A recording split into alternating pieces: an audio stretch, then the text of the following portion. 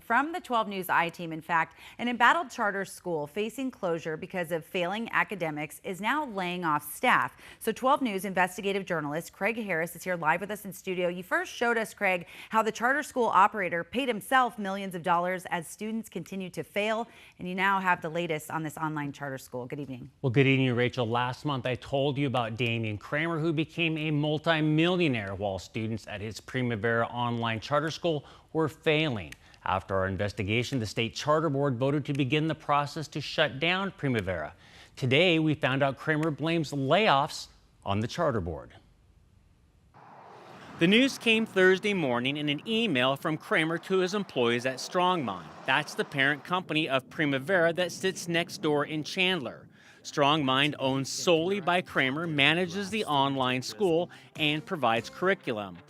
12 News obtained Creamer's email. It said in part, "We've made the painful decision to reduce the size of our workforce. While today's layoffs are a direct result of the state board's intent to revoke Primavera's charter, we also want to own the internal missteps that contributed to this situation."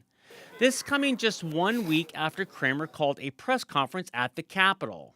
And it was an administrative error on our side. That was our fault, and we take full accountability for that. The I-team found that during the past 3 years, on average, close to 2/3 of Primavera's public funding went to Strongmind. And since 2017, Creamer paid himself at least $24 million in tax dollars. Meanwhile, Primavera students had abysmal test scores. During the past 3 years, the school received D letter grades, and just 9% of students were proficient in math. That caused the charter board to take action.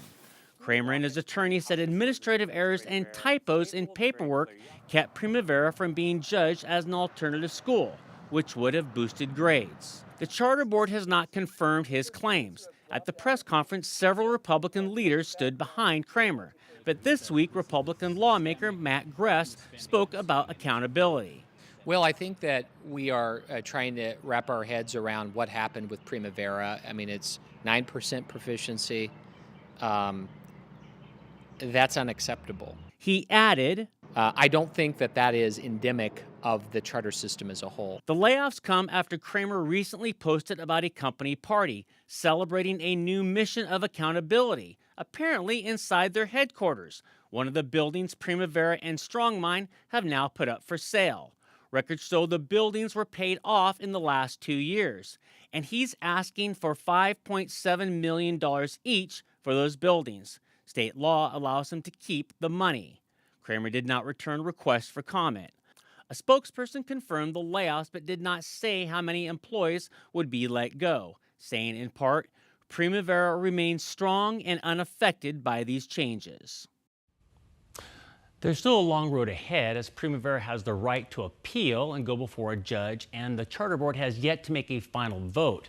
Lastly, as of last June, there was $8.8 million available for Creamer to take in the form of stockholder equity.